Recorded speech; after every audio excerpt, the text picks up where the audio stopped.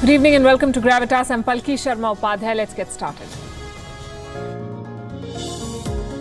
Gravitas, presented by Amity University, ranked amongst the top 3% universities globally. Co-powered by Star Health Insurance, the health insurance specialist.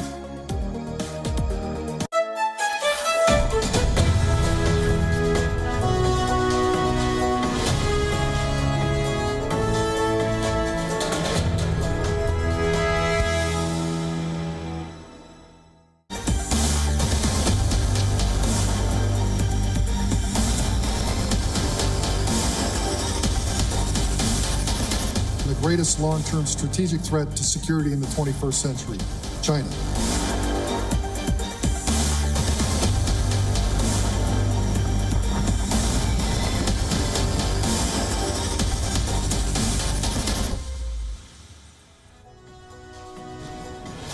It's an idea whose time came a long time back. It's an idea that remained hostage to half-hearted attempts. The Quad has been in the works for more than a decade now. Some leaders put it on the back burner, some others tried to revive it. China tried to kill it. But its actions and its aggression have breathed new life in the Quad.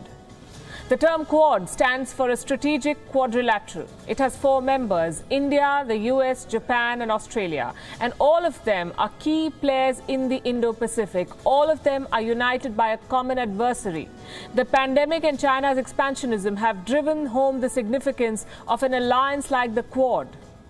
The leaders are finally meeting. It's a geopolitical event of seismic proportions. And just before the summit comes a warning from a top US commander. China is the threat, he says. It may attack Taiwan, and its border standoff with India is far from over. On Gravitas tonight, as we bring you details of his testimony and set the stage for the Quad summit on Friday, we discuss why it's a now or never moment for global powers. Also on the show, no end to the political slugfest in Pakistan. The battle for the Senate chairmanship intensifies as Islamabad focuses on Gilgit-Baltistan. We'll get you an update. Russia has launched a war on Twitter over what it calls illegal content. Moscow has slowed down the social media platform for not removing dangerous content. There's a new pact on the moon and a possible border standoff in space. We'll tell you how the race is shaping up. And Norway has suspended a Rolls-Royce deal with Russia over security concerns. It's quite a story. It's coming up ahead. We begin, as always, with Gravitas Global Headlines. U.S. Secretary of Defense Lloyd Austin will visit India on the 19th and 20th of March. Austin has tweeted saying he will be meeting Indian Defense Minister Rajnath Singh and national security officials to discuss U.S. and India's deepening defense partnership. I therefore wish to correct the suggestion from the European Council President. British Prime Minister Boris Johnson has rejected EU claims that the UK has blocked export of vaccine shipments. Britain had earlier written to the European Council Chief Charles Michel in protest over his claim that the country had imposed a vaccine export ban. Indian Prime Minister Narendra Modi held talks with Saudi Crown Prince Mohammed bin Salman. The leaders reviewed strategic partnerships between the two nations. Prime Minister Modi extended an invitation to the Crown Prince to visit India. The standoff between South African police and university students, which started as a protest over tuition fees, continued for a second day after violent clashes led to the death of a 35-year-old man outside the Wits University premises.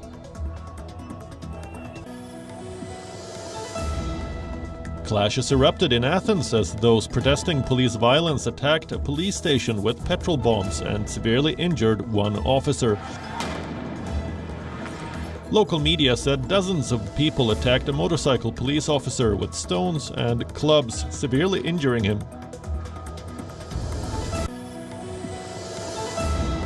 Russian mining giant Norilsk Nickel has paid a nearly $2 billion fine for a giant fuel spill in the Arctic last year. Over 20,000 tons of diesel leaked into lakes and rivers near the northern city of Norilsk in May last year when a fuel reservoir collapsed at a power plant owned by the company. Palestinian Authority Prime Minister Mohammed Shtayyeh has warned that hospitals have reached over 100% occupancy while dealing with the third wave of coronavirus infections, and unprecedented measures are required. Over the last 2 weeks, Palestinian cities have implemented full lockdowns due to soaring COVID-19 infections. The governor of Hawaii declared an emergency in the U.S. state on Tuesday night after heavy rains brought floods, landslides, and fear of dam failures. Authorities have ordered the evacuation of several thousand people from communities threatened by rising waters. Cristiano Ronaldo's Juventus have crashed out of the UEFA Champions League despite a 3-2 victory over FC Porto. The Portuguese champions won their home leg of the round of 16 tie 2-1 last month, and Juventus reversed that scoreline in normal time to send the match into extra time. However, Porto midfielder Sergio Oliveira's strike proved to be the difference. The Italians pulled a goal back, but it ended 4-4 on aggregate, which meant Porto went through on the away goals rule. International Olympic Committee Chief Thomas Bach has said that there is no reason to doubt that the Tokyo Games will begin as scheduled on the 23rd of July. The Games were postponed due to the COVID-19 pandemic last year, and uncertainty remains about the viability of the mega event. However, speaking at the 137th IOC session, Bach said it was no longer a question of whether the Olympics will take place, but rather in what conditions they will be held. Bach said the IOC's aim is to create a safe, secure, and fair environment for all athletes.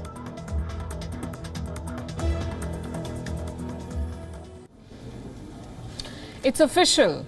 The Quad will hold its first ever summit this week. It's happening this Friday. Leaders from the United States, Japan, India and Australia will hold a virtual summit. The agenda will be wide-ranging, but the focus is clear: countering the common threat. And the warning is very specific. It comes from Admiral Philip Davidson, the commander of the U.S. Indo-Pacific Command. He says China is the greatest long-term strategic threat to security in the 21st century. And if the U.S. and its allies do not act, they could be left behind. Now, if you would, let me focus my remarks on the greatest long-term strategic threat to security in the 21st century, China. China's pernicious approach to the region includes a whole-of-party effort to coerce, corrupt, and co-opt governments, businesses, organizations, and the people of the Indo-Pacific. As China continues to increase the size of the People's Liberation Army and advance their own joint capabilities, the military balance in the Indo-Pacific is becoming more unfavorable for the United States and our allies. I see them developing systems, capabilities, and a posture that would indicate that they're interested in aggression. I cannot for the life of me understand some of the capabilities that they're putting in the field unless it is an aggressive posture. So what is the threat assessment of this commander? China is speeding up plans to overtake the US on the world stage. But the threat is not limited to the US. China could invade Taiwan within the next 6 years. The Chinese military is expanding its assets in the region, and the US believes the level of deterrence is reducing. What about India? The Admiral had something to say about India too. It's about the border standoff.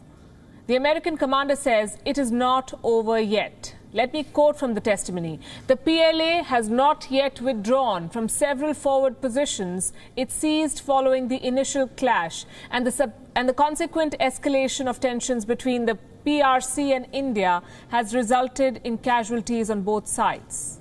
The PRC is the People's Republic of China. The commander believes Chinese aggression on the LAC, the line of actual control with India, is a manifestation of Beijing's quote-unquote expansionary territorial ambitions. China's large-scale mobilization of troops is a matter of concern not just for India but for the US as well.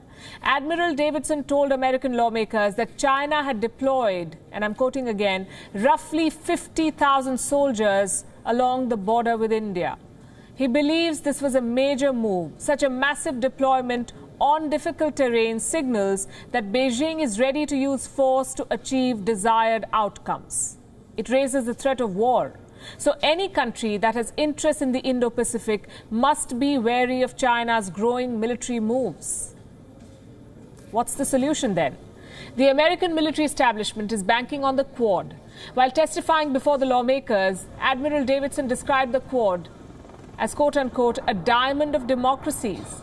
The US Defense Department says building alliances with partners is now tremendously important. In my view, India, Japan, Australia, and the United States, that's a diamond of democracies that could bring so much more, not only to the region, but to the globe, not in terms of security alone.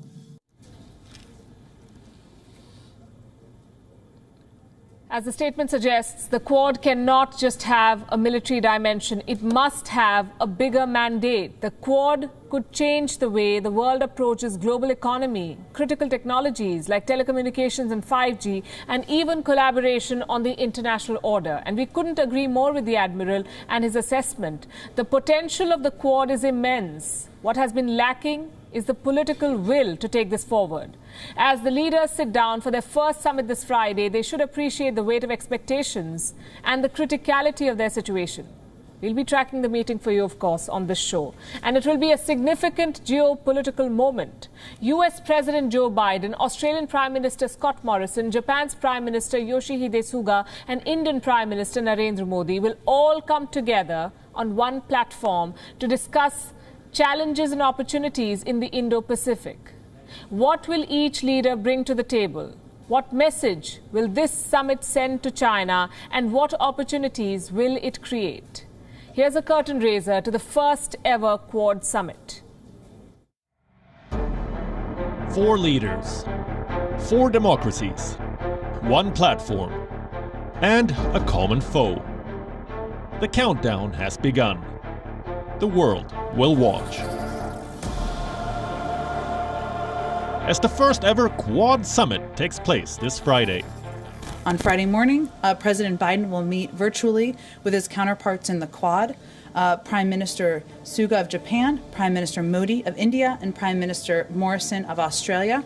Friday will be the first time that the Quad is meeting at the leader level. It will be a significant meeting. 1. The Dragon will be watching closely. All 4 Quad nations are witnessing heightened tensions with China on different fronts.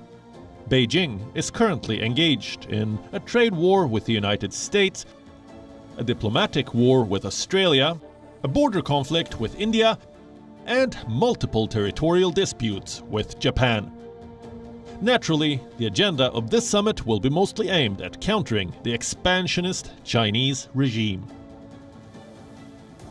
Here's what we know so far. The leaders will discuss ways to maintain a free, open, and inclusive Indo-Pacific region.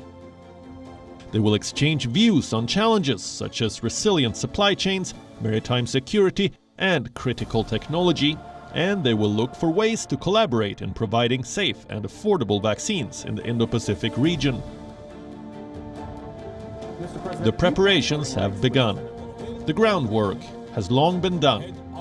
Last week, Australian Prime Minister Scott Morrison made this announcement. It'll be the first ever such gathering. I've already had bilateral discussions about this with Narendra Modi and Yoshi Suga, the Prime Minister of Japan, and of course the Prime Minister of India, Narendra Modi. And we're looking forward to those discussions and follow-up face-to-face meetings as well. On Tuesday, the White House issued this statement. That President Biden has made this one of his earliest multilateral engagements speaks to the importance we place on close cooperation with our allies and partners in the Indo-Pacific. A range of issues, of course, will be discussed. We expect to be discussed, I should say, facing the global community, from the threat of COVID to economic cooperation and, of course, to the climate crisis. And on Wednesday afternoon, Japan's Prime Minister Yoshihide Suga had a telephonic conversation with Prime Minister Modi of India. The developments indicate that all Quad leaders mean business. China is evidently rattled. It has advice for Quad members. We hope that the countries concerned will proceed from the common interests of regional countries and adhere to open, inclusive, and a win-win philosophy. and do more things that are conducive to the region's peaceful and stable development rather than vice versa.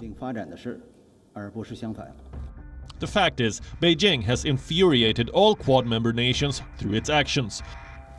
In 2020, it doubled down on its belligerence. It provoked India in Ladakh. It imposed punitive taxes on Australia. It carried out incursions in Japanese waters. And it threatened American interests in the Indo-Pacific.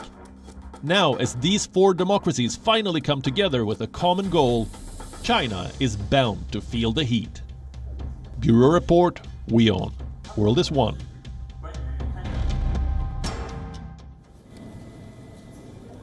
History is all about missed opportunities. Most military blunders and political catastrophes could have been avoided only if the world had acted on time. Today we are at the same crossroads. An expansionist China is not on the horizon anymore. It is sailing into port. Now is the time to counter Beijing's aggression. This urgency might sound alarming to some, but we've got reasons for saying this. 3 of them, in fact. 1, China's plans for the post-pandemic world order. 2, the imminent threat of China's regional expansionism. And 3, the horrors of a China-led global system. Let's take these one by one. Thursday, the 11th of March, marks 1 year of the pandemic declaration. Exactly 1 year back, the WHO declared that the Wuhan virus outbreak was a pandemic. It was more of an afterthought. By this time, the virus had traveled the world, sowing the seeds of this massive crisis. In this 1 year period, most countries have focused on saving lives. They've made tall sacrifices. All of us have. But China was busy plotting its rise. It was making plans to utilize this pandemic for political and economic gains. Here's how. As countries shut their borders, China opened its purse strings, hostile takeovers. Foreign companies were struggling to break even in 2020, so China swooped in and acquired these assets, and that too at dirt cheap rates. Here's a map that tells you how wide China cast its net. 112 mergers and acquisitions in North America, 142 in Europe, 220 in Asia, and 30 in Oceania. If you notice, these are places where Chinese strategic interests are challenged: the US, Canada, Australia, and India. In 2020, China's overall foreign investment was $132.9 billion, up 3.3%. Remember, this is in the middle of a pandemic. The total value of its mergers and acquisitions, $46.4 billion. Close to 530 deals were sealed by Beijing. Countries were slow to realize what was happening. When they did, FDI laws were tightened, foreign direct investment.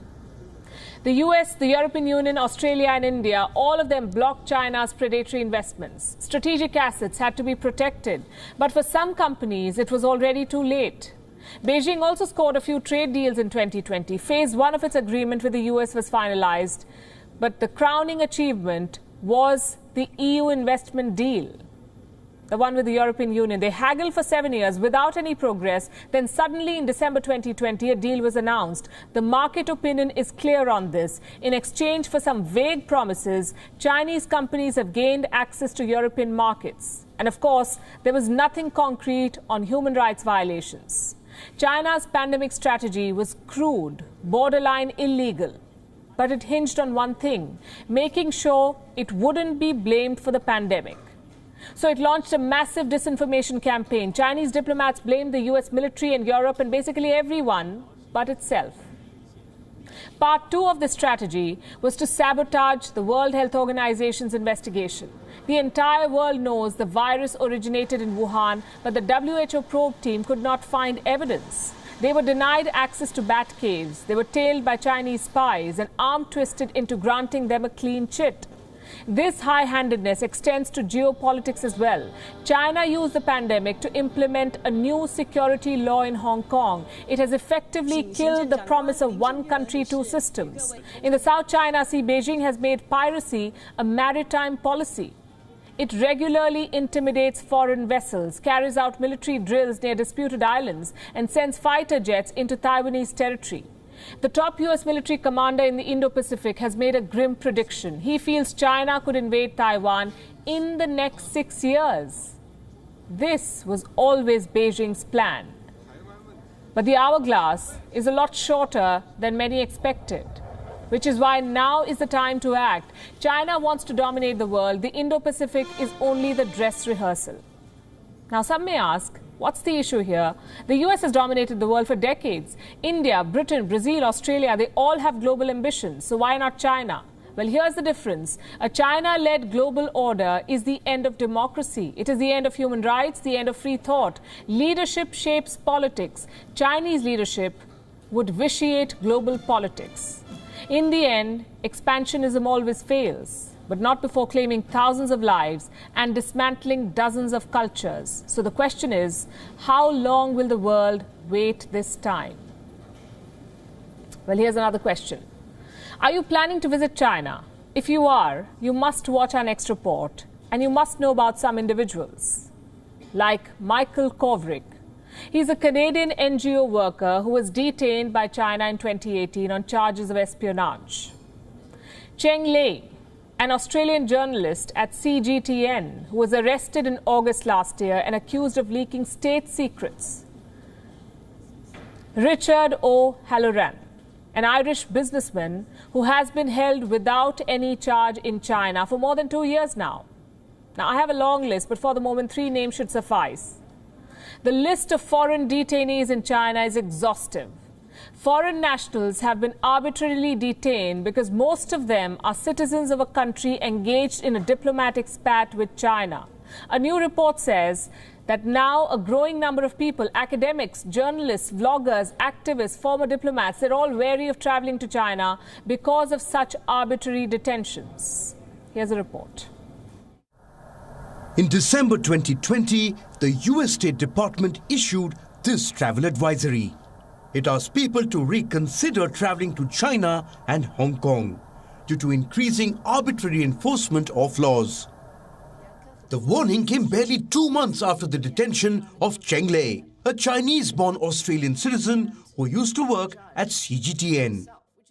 In March 2020, when the Wuhan virus was still spreading rapidly in China, Cheng Lei wrote this. In China, the belief, do as I say, not as I do, runs deep in public office. Serve the people goes the slogan. Reality is the opposite. This post landed her in trouble. Cheng Lei was arrested and charged with leaking state secrets. Her arrest coincided with a diplomatic spat between China and Australia. She is in detention. Nobody knows where China has been keeping her. Bill Birtles and Mike Smith, 2 other Australian journalists working in China, managed to escape as Chinese officials tried arresting them the same month. They sought refuge in their country's diplomatic missions. Finally, they were allowed to leave. Michael Kovrig and Michael Spavor were not so lucky. These 2 Canadians were arrested on charges of spying in December 2018. Their detention has been called a bargaining chip. It could help leverage the release of Meng Wanzhou, the Huawei executive who has been held in Canada. Then we have the case of Richard O'Halloran. This businessman from Dublin flew to China in February 2019 to resolve a dispute between his employer and Chinese authorities. He was arrested without any charges and has remained in prison ever since. Ireland has no obvious clash with China. It has issued a warning for its citizens. They could face detention in China if they have a business dispute with the Chinese.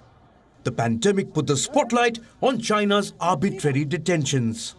But the practice is not new. China's hostage diplomacy dates back years. Between 2009 and 2020, more than 50 cases involving foreigners detained in police custody have emerged. Out of this, 28 people were accused of being involved in sensitive activities. 3 of them have been sentenced to death.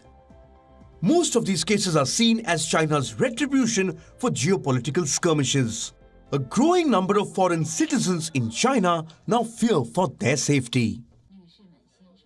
In a recent survey conducted by the Foreign Correspondents Club of China, 40% of the respondents said their internet accounts were targeted in attempted hacks in 2020. 87% felt their WeChat accounts were snooped upon.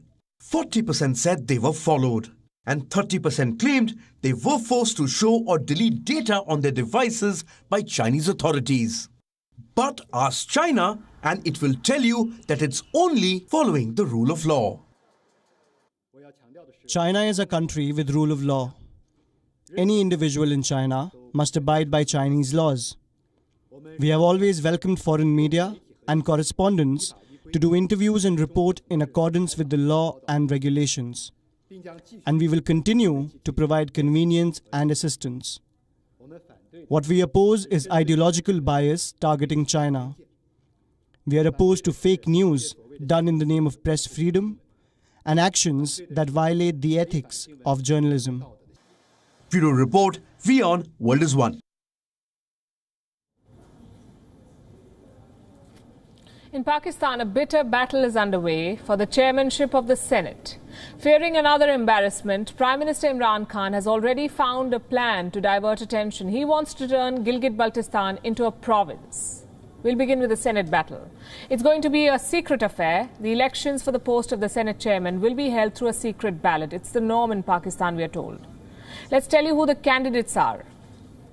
The ruling party, Pakistan Tehreek-e-Insaf, which is Imran Khan's party, has nominated the current Senate chairman and Imran Khan's favourite for another term. His name is Sadiq Sanjarani, the youngest ever chairman of the Senate in Pakistan.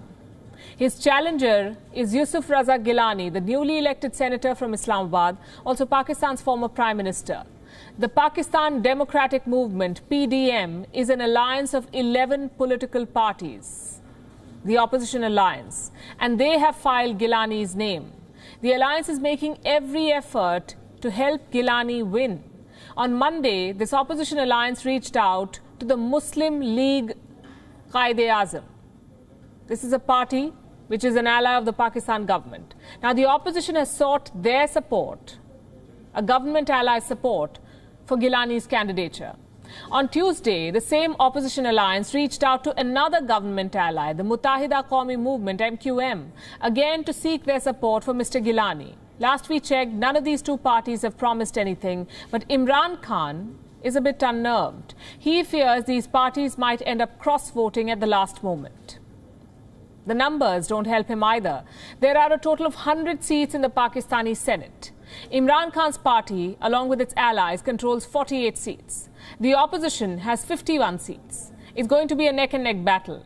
Now, with the opposition reaching out to his allies, Prime Minister Imran Khan stares at another possible defeat. So he's trying to pull some strings. PTI officials, led by the current Senate chairman, Sadiq Sanjarani, met with the leading opposition figure, Maulana Abdul Ghafoor Haidari, the General Secretary of the JUIF. They offered him the post of deputy chairman in the Senate. The images are on your screen. The two men can be seen walking and smiling together. Too bad the optics did not work. Mr. Haidari has turned down the offer. He said the opposition is united and the opposition is in consensus, which leaves Captain Imran Khan on a sticky wicket. As always, he has a plan to spin the narrative. This time, the plan involves Gilgit-Baltistan. It falls in Pakistan-occupied Kashmir. The Assembly in Gilgit has adopted a resolution demanding that this region be declared. The resolution was passed on the 9th of March, that is Tuesday, the same day the PTI in Islamabad was trying to woo the opposition. The catch here is that Gilgit-Baltistan is currently governed by Imran Khan's party.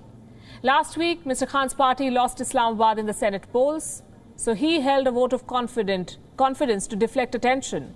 Now he stares at another defeat in the Senate, and he comes up with the stunt on Gilgit-Baltistan. Why is this significant? Because Gilgit-Baltistan is under the illegal occupation of Pakistan. It includes large parts of the Greater Kashmir region. The Indian government has already passed a resolution defining the whole of Kashmir as an integral part of India. Pakistan, on the other hand, has always claimed Gilgit-Baltistan as part of its own territory, but it has never gone as far as declaring it a province. Any such action by the Pakistan government would be in complete violation of the United Nations resolution on Kashmir, the one that Pakistan has routinely and brazenly flouted. For more than a month now, we have been reporting on the events in Myanmar. We told you how the military took over the country, how peaceful protesters are being targeted with live ammunition. 2 officials from Aung San Suu Kyi's party have died in custody, and now India is feeling the impact of the military crackdown. That's right. The coup in Myanmar is now becoming India's problem. Earlier this week, we told you how some policemen from Myanmar have fled to India. Reports say 8 of them entered India last week. Another estimate says around 100 people, including police officers and their families, have fled to India since the protests began. Tonight on Gravitas, we'll bring you their voices. One of the police officers who fled has described what happened. And his testimony shows how far the military is prepared to go to remain in power. This is what protesters in Myanmar go through every day. Even with barricades, shields and helmets, they are not safe.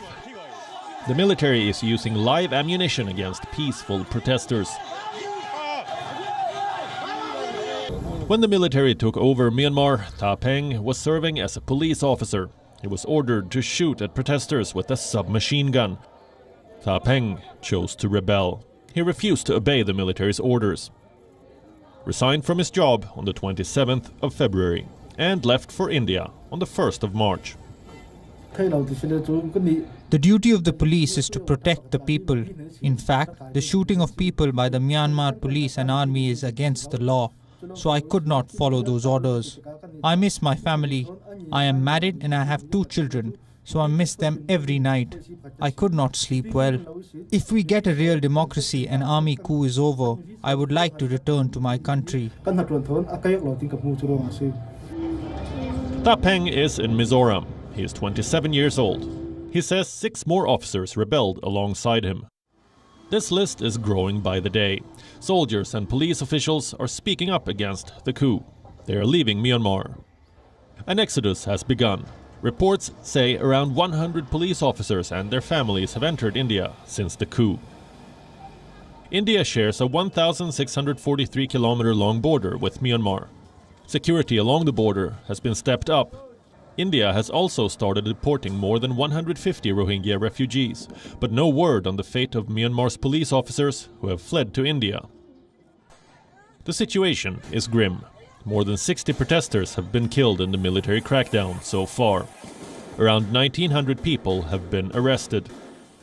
Even security personnel are not being spared. This clip is from the city of Bago. Several soldiers converged on this home. It's a large squad with rifles. They came to arrest just one man, a member of the security detail of Aung San Suu Kyi. This is according to local media reports. Meanwhile, the civil disobedience movement is gaining momentum. For several weeks now, Myanmar's hospitals, banks, transport centers and government offices have tried to disrupt and paralyze the military's operations. Troops have joined protesters on the streets. The battle lines are drawn. Blood is being spilled, and the repercussions will be felt by neighbors like India. Bureau Report, World is One.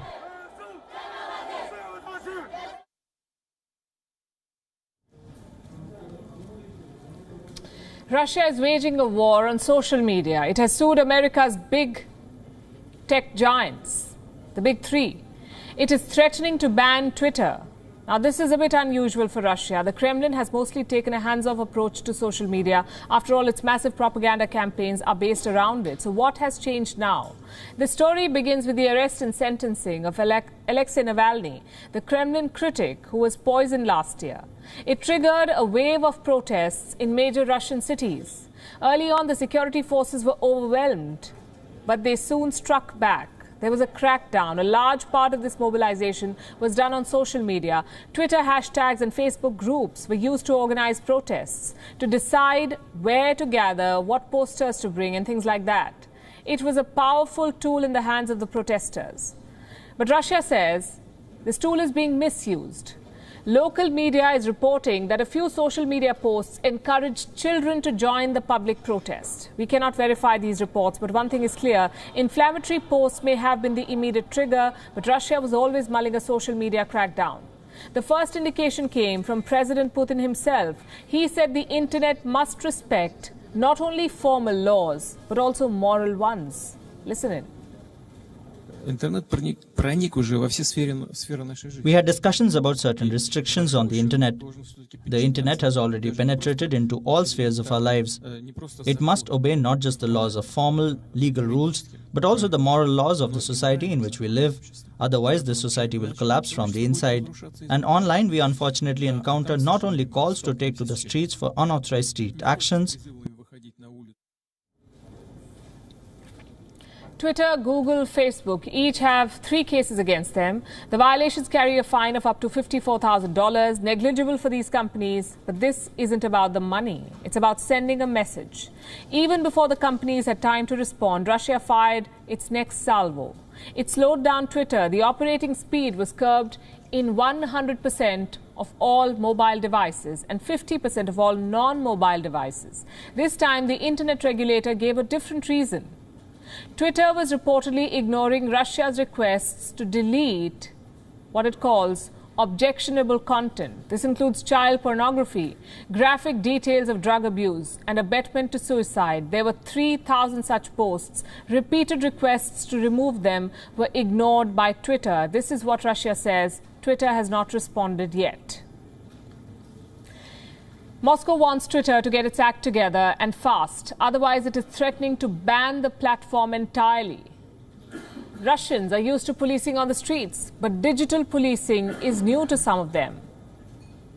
These people, some of them at least, are worried. What they fear is a China-style crackdown on the internet. The Kremlin has assured that this is not the case. The battle between the state and social media is not new to Russia, not new to the world. Russia, in fact, is late to the party, but its intentions count. Blocking inflammatory content is justified. Using it as a cover for suppressing dissent is not. That has always been the debate. It's a double-edged sword.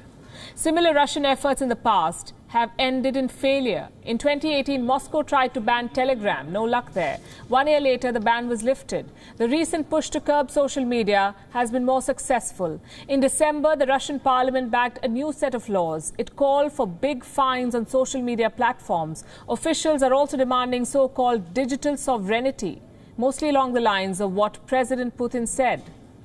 Russia's war on social media is a sign of the changing times. Until a few years ago, containing dissent was about boots on the ground. Russia has more than enough of that, but dissent has now gone digital. Narratives and stories decide the outcome of struggles, and the Kremlin wants to decide which stories to hear. A new kind of race, a new kind of space race, is about to kick off. The International Space Station now faces competition. China and Russia have signed a deal. They want to build a space station of their own on the moon. India, too, is working on its own space station. What does this mean for space exploration? Will space now have borders? Our next report tells you more. The International Space Station. It's perhaps one of the few initiatives in the world that competing world powers can agree on. Despite the tensions between the United States and Russia, American and Russian astronauts still collaborate on the International Space Station. That might soon change. Russia plans to go a different way. Moscow has joined hands with Beijing. China and Russia will build a space station on the surface of the moon. The Americans have been planning their own base, the Lunar Gateway, a space station that will orbit the moon. NASA has secured agreements with the European Space Agency, Japan, and Canada for this, but they couldn't get Russia on board. Moscow will now work with Beijing to gain a foothold on the moon. China has its own reasons to pursue this mission. Beijing is banned from the International Space Station. In 2011, the American Congress passed a law banning American contact with the Chinese space program. And without the United States, China can't get a ticket to the ISS. So it began planning its own space station beyond the lunar base. China has plans to build a Chinese space station that would float above the Earth and could be roughly 1/5 of the ISS by mass. The next target seems to be infrastructure on the moon for deeper space exploration. Already, China has sent several robotic missions to the moon, including the 2019 landing on the far side of the moon. Also a successful mission to scoop up lunar dirt. In December last year, a capsule of lunar material scraped by a Chinese spacecraft landed in Inner Mongolia. The race for more permanent bases in space is just picking up pace. And the US, Russia and China are not the only ones in the game.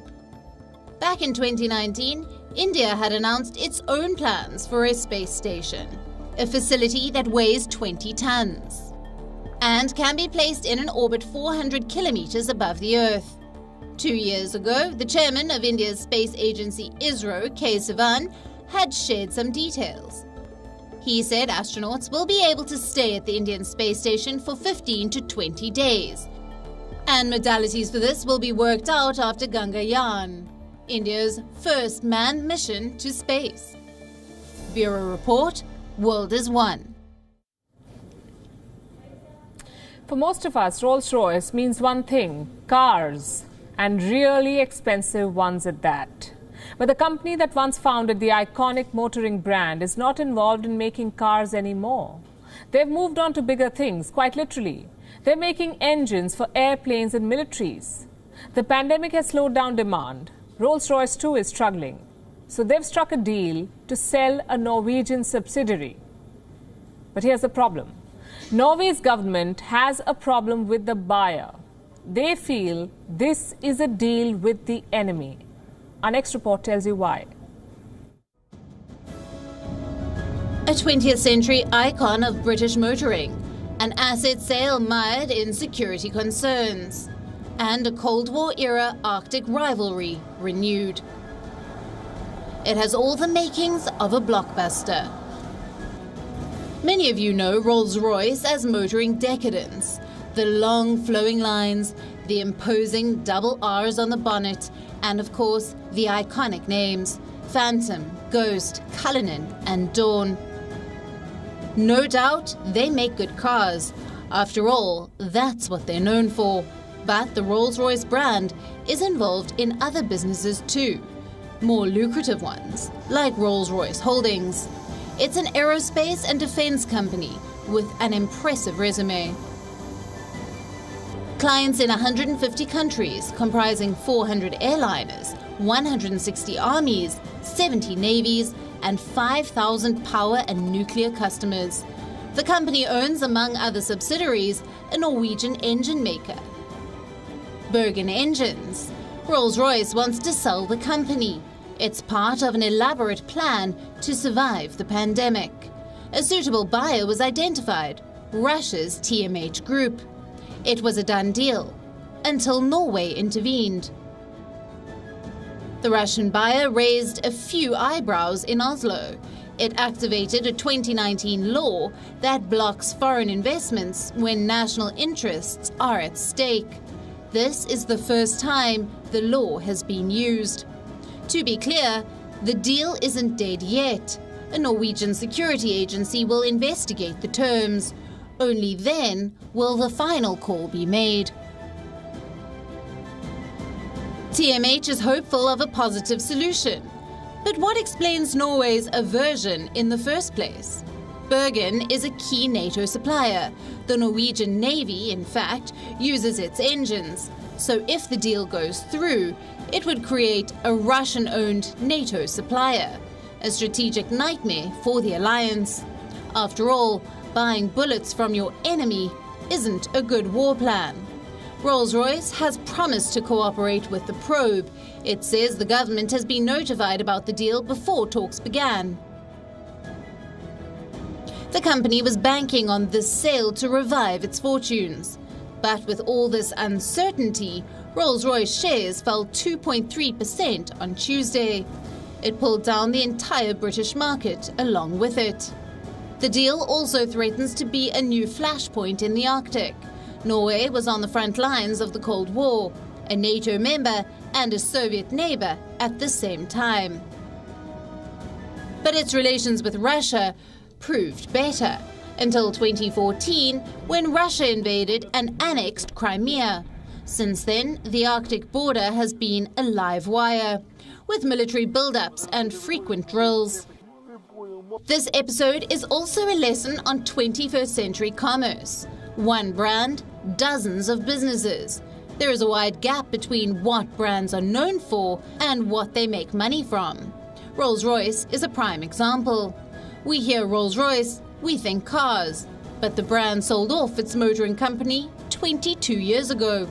If you want a real Rolls-Royce, think bigger than cars. Think jumbo-sized. Think Boeing 777s and Airbus A330s. Bureau Report, WION World is One.